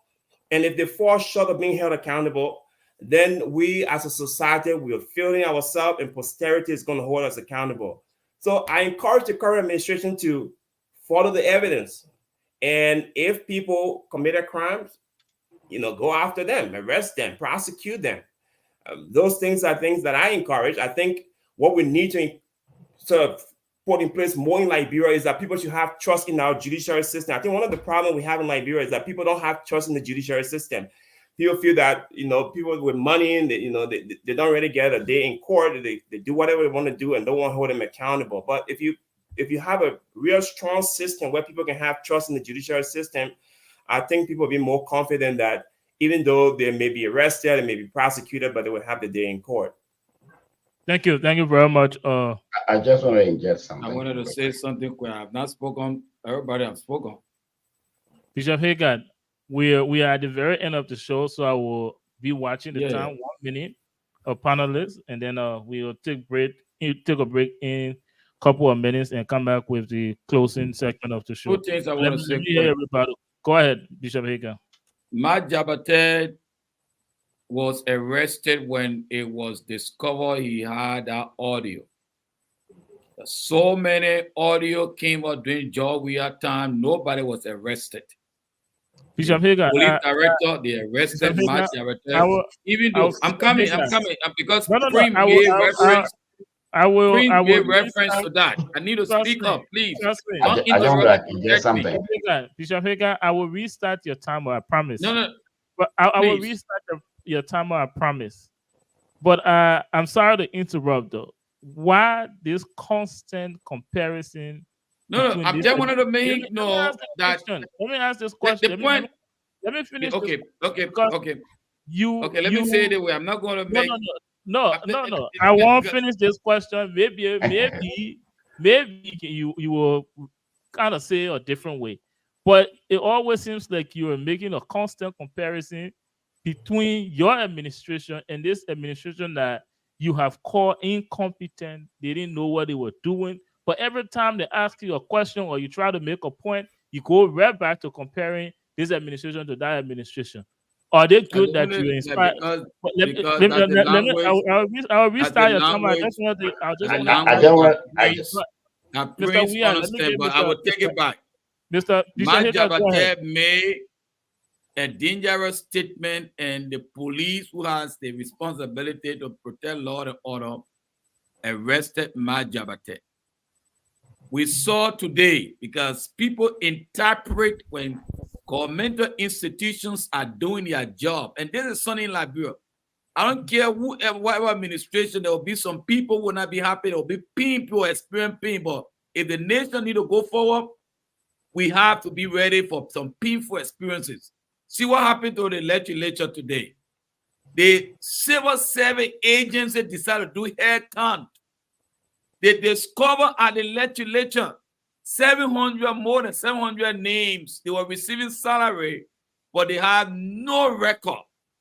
Those people have to be removed from the civil. They informed the legislature. They gave them the right. They went to court. They came to count the workers. The King's County worker, more than 700 names. Thank They you. were Thank you. receiving pay, Thank you, Bishop but Hagan. they were not supposed to Bishop have Hagan, pay. I give you 15 Do you seconds. consider that be witch hunting? No. The civil service is the institution in Liberia that is responsible for employment, and people need to meet the standard of the civil service. If you are Thank not you. meeting the standard, we will take you from that payroll, whether you like it or not. Period. Liberia Thank you, need to function. They Thank must you. stop Thank you. Thank you. politicizing Thank you. Thank everything. you. Thank you, Bishop Hagan. Mr. Jawogan, we are let's get. Okay, it's a short something I wanted to say, like regarding the presence of security personnel when we was at the headquarters. I think the current government is responsible to provide security, especially for the former president. Aside from you interpreting it as assassination attempt, let's assume nobody showed up. Randomly, somebody else who is not part of the government, who is not part of whatever, when they did something. What will you say about the provision of security to the former president? So I think, in my opinion, it is proper wherever we are goes for at least security to be there for his own protection. We should not look, we should just look the other, we should not look that he's being, because he's a former president. And it is not everything that he did when he was president, everybody like. So who knows, aside from those who are in power? That's what I wanted to say. Thank you very much. Mr. Sherry, do you have ERU people were there. They were former people. Yeah, they were in a CC headquarters. If you can hold on 1 second, because Bishop Hagan, I'm recognizing Mr. Sheriff now. Mr. Sheriff, go ahead. Yeah. The first thing is that as it relates to the security of His Excellency President Dr. George Manneh Weah, we saw what happened when Joseph Nyeoma Boyka took over as president, where his entire security detail, they were called by the NSA director, Mr. Sam Gay. After they were recalled, they sent different group of people who, the president was not comfortable with. And when he raised the issue, what did the EPS director say at the time? That if President Weah is not satisfied, he can go and then hire a private security. There wasn't a word from any government official discouraging the reckless statement from Mr. Gay. We are trained enough as citizens to provide security for the standard bearer and the former president of the Republic of Liberia, because we are people that are trained in various capacity as it relates to the security sector. But because of the rule of law and respecting order, we thought that Joseph Nyeoma Boyka was going to be civil enough to say, well, I enjoy such a privilege when President Weah was president. He provided me security, he provided me vehicle, so I must reciprocate the same. But guess what we saw? It's an open secret. All of us know of that when the security detail was called. The second issue was at the airport. We know what happened at the airport. When the armed forces of Liberia had to leave the barracks, in fact, the infantry division of the Liberia, of the armed forces of Liberia was called on the airport when the former president was coming. So how do you want me? I'm a sugarcoat it. I'm a sugarcoat as it relates to the assassination of the president. Remember the first time when he was in the air? When even the control tower that was down refused to even communicate with him, to the extent where they were even contemplating on going in Sierra Leone instead of in Liberia. Or you want me to sugarcoat it? Are these all not assassination attempt on the life of the former president? These are all attempted assassination. How do I put it? I'm gonna put it, my people. I'm gonna put it. I'm all over the world to say it. Look, one of the reasons why Liberia continue to retrogress is because we are not brave enough to look at the situation and say as it is. That we continue to sugarcoat things. Oh, well, let's have our own time. You know, we can't do it like this. And that's the reason why the CDC, as a political institution, will call for a serious protest to tell Mr. Boyka that he must be responsible enough to either rescue the country or you excuse. We will do that. And we are not afraid. Now, as it relates to President Weah, listen to Paul say President Weah call for violence in his speech. Look, let me say this. President Weah is a man of peace. And he has won several accolades for his peaceful nature. He will do nothing to disturb the peace of Liberia. His speech that day, there was nothing in that speech insightful. All he was doing is to conscientize Liberians that it is about time that they stand up for their rights. Thank you, Mr. Sheriff. Let me hear from you, Mr. Jai Winking, last, and then we will take a break. When we come back, we will get to the closing segment of this. Okay, Brother Sheriff, I want you to remember that this is not campaigning time. Campaigning is over. Nobody is stopping anybody from supporting anybody. But your tone is familiar to campaigning. But what I am saying here, I will repeat that again.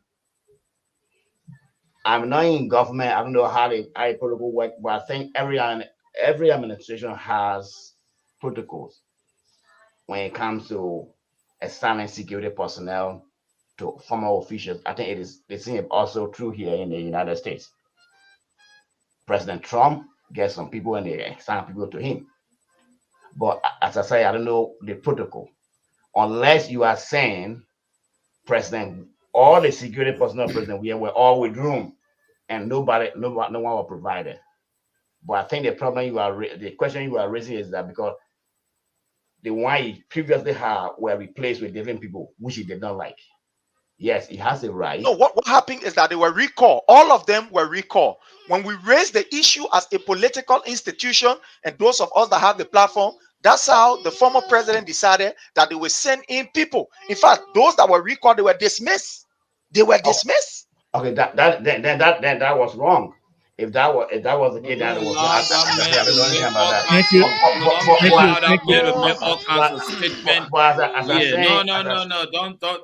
Don't let that man say all kinds of things make no sense. But that's what I'm saying. But I say if that was the case, if they were all required, because I'm asking the question, whether people were replaced. Executive Protection Agency that provides security for all the VIP. They are government institutions. They're not private institutions for we are. It is the sitting government that decide what kind of officer they assign to you. You can't tell the government this is the people that want. The other people need to be there. By way of law, this is your government was defeated. The new government in town, they tell you how many soldiers or security people they can assign to you. It's specified. The protocol there. You must be comfortable with those that are assigned. You don't look, let me tell you, you know nothing about the security force, right? As it relates to other assigning people. Now, I believe that you do not know the details in it. So I will accept that you're just talking. But what we are saying here is that whoever that is assigned to him, he must be comfortable. But he must be comfortable with those people. He's not the one that's selecting them, though. Thank you. Whether he is the one selecting or not selecting, he must be comfortable with those in the security details. You cannot blame people that he is not comfortable with. It is his right to say, no, I'm not comfortable with these people. The people that they send there, how you just assume? Maybe the council can speak to that, but I have no idea. Thank you, Mr. Sheriff, Bishop Hagan, Mr. Weah, Councilor Freeman. Thank you guys for your contribution. We'll like to take a break at this point, and when we come back, we will give you guys the opportunity to close on this segment. And those of you watching us, thank you for staying with us this far. And we will take a break, and when we come back, we will bring you our closing segment, and then we will draw a curtain to this episode. We will see you after the break. Attention all organizations, NGOs, and social clubs in and out of Liberia. Are you tired of relying solely on social media to run your operations? An effective web platform is your most important marketing tool. And that's where Tiamat.com comes in. Hello, my Liberian people. My name is Sophia, and I want you to consider this. 53% of consumers do online research about an organization before talking to someone from that institution. That means not having a website could be costing you opportunities. Step up your game and establish a professional online presence. Introducing our web platform designed specifically for 501c organizations, small businesses, and political organizations, social clubs, etc. At tiamet.com, we understand how important it is to make a great digital first impression, which is why we offer you all the help needed to develop, maintain, and host NGOs and small and big organization websites by giving you a full suite of services that includes automatic billing for members, membership and visitor portals, first-class design and functionality, and much more. The best part is, it only costs $20 per month. Upgrade your image today with our customized web design services. Visit www.tiamet.com to get started. This is a Liberian-owned business.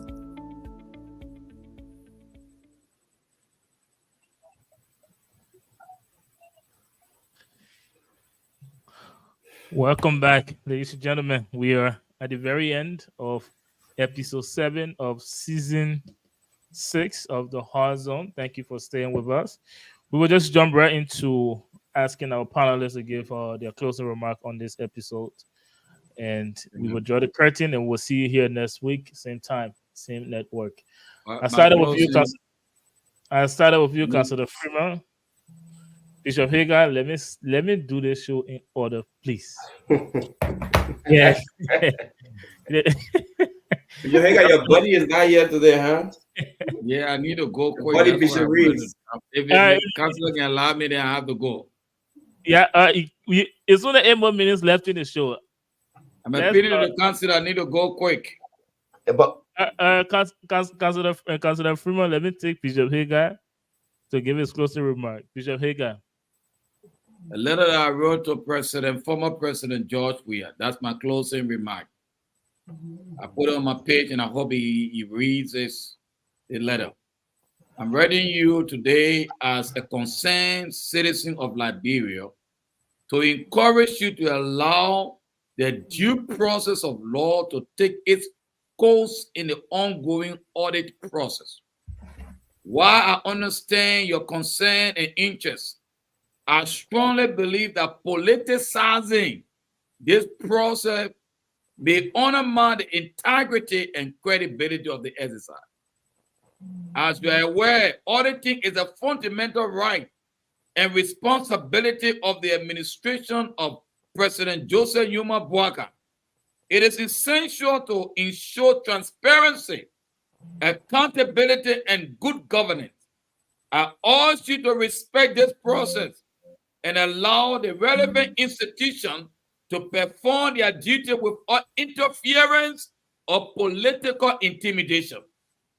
Politicizing the audit process may create unnecessary tension, undermining the rules of law, and jeopardizing the progress made in consolidating Liberia's democracy. I encourage you to prioritize the nation's interests above your personal or political consideration. Let's work together to build a Liberia where institutions are strong and the rules of law is supreme. I believe that your leadership and influence may play a significant role in promoting a peaceful and democratic Liberia. May this letter claim your attention, Bishop Hagar. That's my closing statement. Thank you. Thank you very much, Bishop Hagar, for your contribution tonight. Just one question, though. You said it, may I can read, but you're writing a letter to him. Who are you writing it for? Prince will read for him.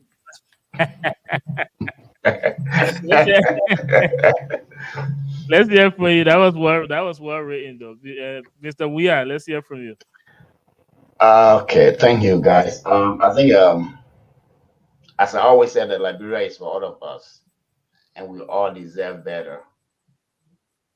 But what I would like to encourage all of us is we should not play or pay blind loyalty to any particular person. We should protect the interests of the government, of the people of Liberia. Not whoever is in power should also recognize that he or she is working for the Liberian people, not for himself or for herself. Article 1 of the Liberian Constitution is clear. the purpose of serving in government is for the security and satisfaction of the people. So I also don't support the fact that some people saying because other people did something wrong, so it is okay to do it too. You were elected because the Liberian people felt you would have done better. So fight hard and work for the Liberian people, not for your personal gains. Thank you. Thank you very much, Mr. Weah, for your contribution tonight. Let's hear from you now, Mr. Sheriff. Yeah, okay. Again, thank you for giving me the opportunity. And let me say thanks to the audience. I want to thank all of you that are trending in the comment section. We appreciate your comments. And as always, we appreciate that you continue, to engage. We are reading your comments, and all of your comments, whether be it for or against, they are very much, encouraging. I want to thank all of you. Thank you so much. Let's continue in the comment section to engage each other.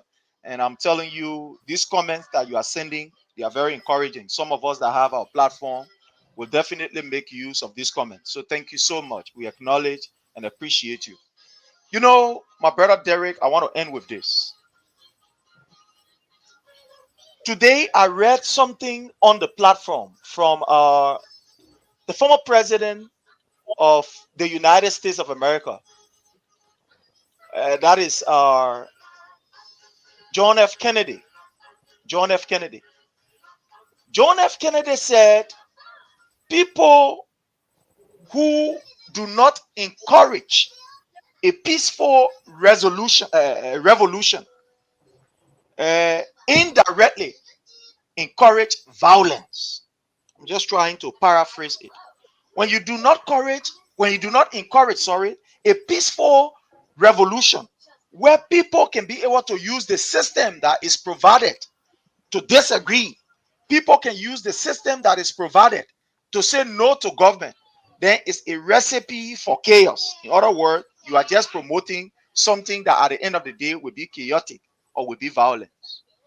All of what we are seeing in Liberia under the leadership of Joseph Numa Boyka, they are all leading to chaos. Look at today what has happened with the United States of America canceling the issue of visa in Liberia.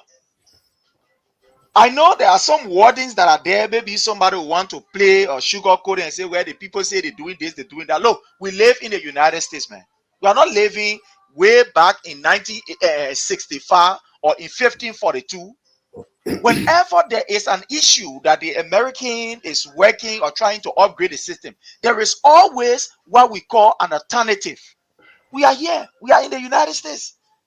There is always an alternative that is provided that, well, we are trying to upgrade. So therefore, we will use this instead of that. But all of these things are happening because they are seeing the gross disrespect of Joseph Numa Boyka. So these are all signal to tell you about the way and manner in which our country is fastly retrogressing under President President Joseph Numa Boyka. President Joseph Numa Boyka took over. We saw him endorsing corruption. Look at what happened to the inaugural funds. More than $1 million was used. Almost 500,000 United States dollars were taken from the poor people money for NASCOP by Honorable Sylvester Grisby. What did Joseph Numa Boyka do to punish these people? The money that was given, almost 600,000 for the inaugural program, that money was mismanaged, and Safun, who was held responsible for that? Absolutely nobody. Let's look at the $22 million that was given for the issue of the road, according to them, pliable road.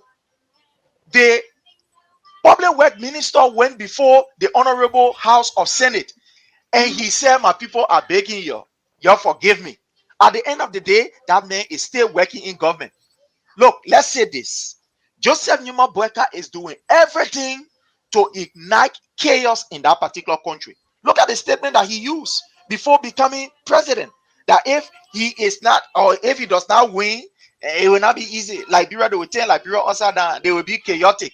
Today, what we are seeing that chaos becoming to fruition. He is definitely making to become visible in the eyes of the Liberian people. When you can order police people to go and kill our people in Kinjor and nobody is brought to book, only to tell the family we give you $5,000. that 5,000 we want or we want justice. Look at what his own justice minister just said. What recently, it was, I think, day before yesterday or yesterday or so, he said that Liberia is fast, on a very fast pace, that we are retrogressing in everything. Is this not a concern when the United States Embassy is denying key officials of this government of visa, to the extent now they are making open that they are denying our people? Is it not something that is of concern? Like again, I will want to end by saying this. CDC as a political institution is not afraid to be able to make use of the Constitution, especially the part of the Constitution that gave us right to be able to, petition our government or to be able to assemble or to protest. We will definitely do it when the need be. But the Unity Party should not provoke the CDC as they did in 2011. Remember, we are in 2024. This is not 2011, where you march on the campus of the CDC and you massacre our people and walk away with impunity, and nobody was brought to book. Any attempt by this government to repeat the 2011, well, we'll not fold our arms. That's all we can say. We'll not fold our arms. And we believe that members from the Unity Party should be telling us what they are doing instead of what President Weah is doing. We're listening to the bishop. All he said here, President Weah. So if President Weah is not in the picture, y'all can discuss any other thing. If President Weah's name is not mentioned, it means you can discuss anything. You have gone 8 months. You get nothing to show here. All they talking here. Whoever named any tangibles of the Unity Party, including those who have some source part of the Unity Party, whoever talk about the progress that they are making, it's only about President Weah.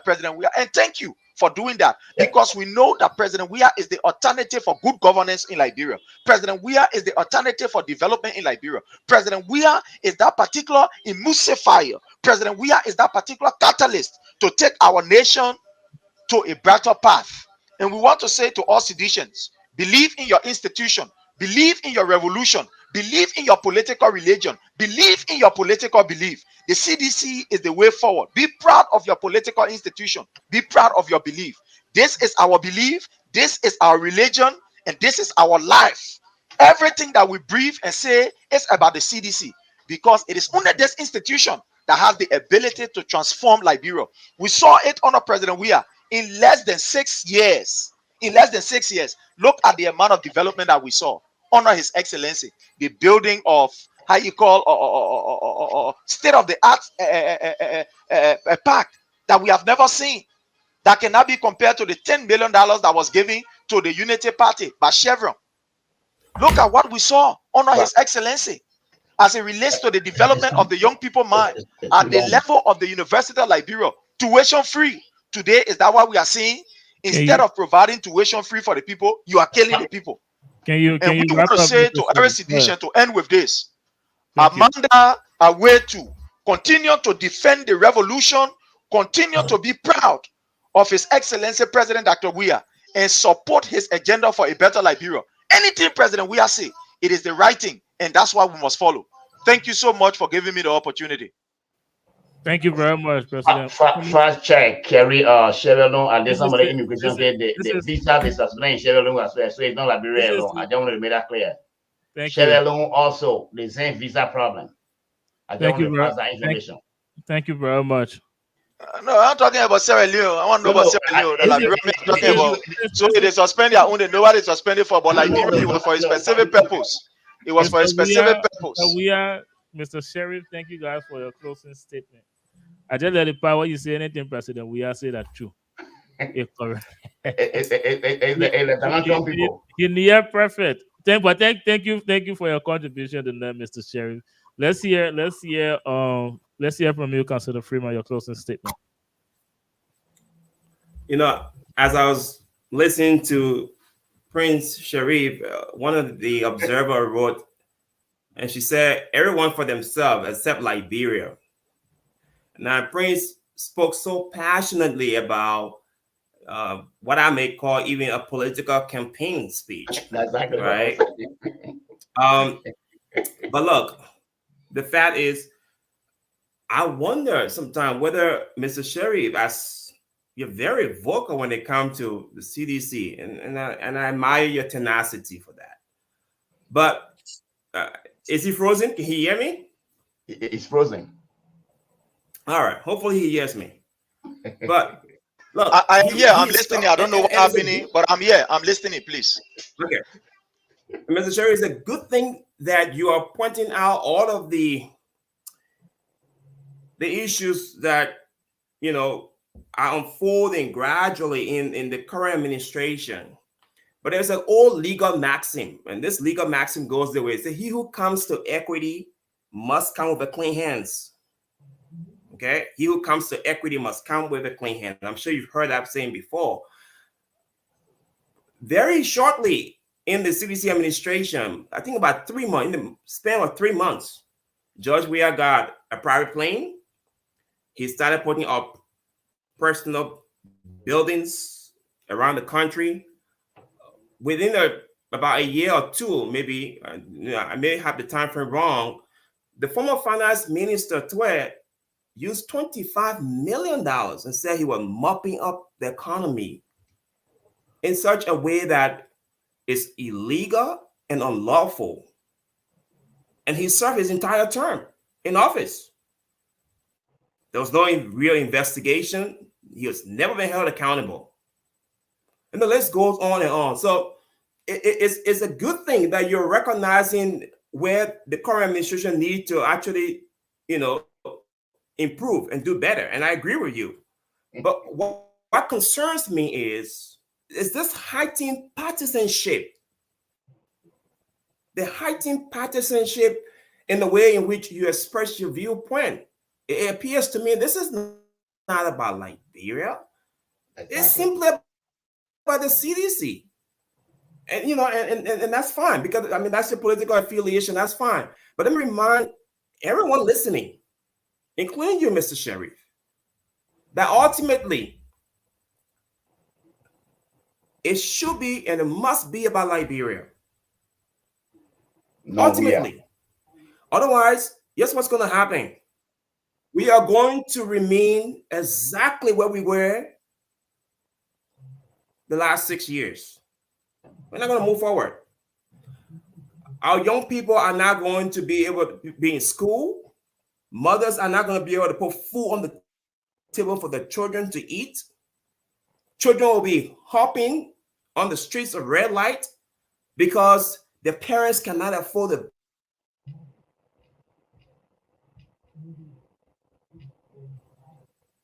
Some of the same decadence you're recognizing in this administration, they existed prior to this administration. They were in the CDC administration. The same problems.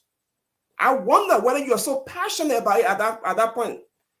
So, look, let's stop all of the being verbose about political affiliation and all that kind of stuff. Ultimately, let's work together. And I'm not saying don't protest, and I'm not saying don't call out the current administration, but let us endeavor in a way that pushes Liberia forward. And if it means you have to be conciliatory at times, then you must be conciliatory at times. Because, you know, I do mediation sometimes, and sometimes you win some and sometimes you lose some. But this overall heightened partisan thing about everything George Weah says is right, it's blasphemous. You know for a fact that's not true. You know that. I know right away in my heart that, yes, it's all CDC, and I get it. But come on, man, let's be real. If it's about, that person who wrote that thing, everyone for themselves except for Liberia, that person is so on point. Come on. CDC may pass away eventually. The UP may also go away. But what remains constant is Liberia.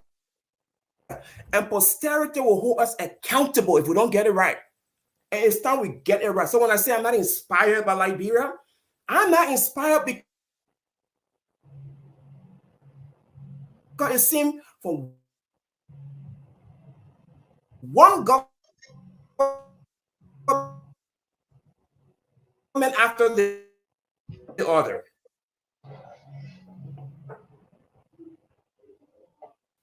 They are all about themselves. Let's encourage in the country. It's having problem now. Yes, the internet is having Mr. Yala, without taking much of your time, gentlemen, can you hear me? Yes, yes. Without further ado, yeah, we are getting you. I mean, without further ado, my message is to the current administration, to Mr. Bouaka. I remember asking Mr. Bouaka, will you hold people accountable, people within your own administration? He said, you boy, wait, you'll see what I will do. I hope he does that. It should not simply be about, people in the past administration.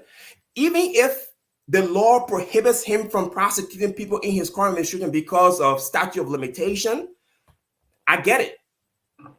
But he must not continue to affiliate and meander with the same people. He should not continue to have the same people in his administration, knowing very well that those people don't have the right track record. Not simply because they support your political agenda. And so, Mr. Sherry, I get it.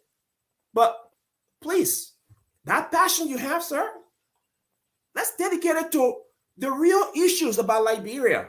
Those issues that will hold people in leadership accountable, whether they're in our own parties or not. Hold them accountable. For example, use your voice to tell Mr. Twe to come back to Liberia, for instance, and face the law. Let him have his day in court. Let us test our judicial system. The rule of law in Liberia is lacking, and that's where we have one of our major problems. That's why people come into government, and all they do is to corrupt the system to the detriment of the people. Truth. Okay, sometimes truth may cause other people to despise us, but that's the truth. Thank you. Thank you. Thank you very much, Councilor Freeman, for your contribution here tonight. And thanks to all of you esteemed panelists for your contribution tonight. And to those of you watching us and those of you that contributed on the show in the comment section, we deeply appreciate it. And as you see on our screen, we highlighted your comments as they came in. So just continue to participate in the show in the comment section. But this is it for episode 7 of season 6 of the Hard Zone. We will be back here next week, same time. So sure. Make sure you're following us and make sure you're encouraging your friends and family to do so. But it's been a good time here with you in the audience and all of you our panelists. It was definitely a very interesting conversation here. Yeah, to just throw this in quickly while we leave. I listening to the councillor.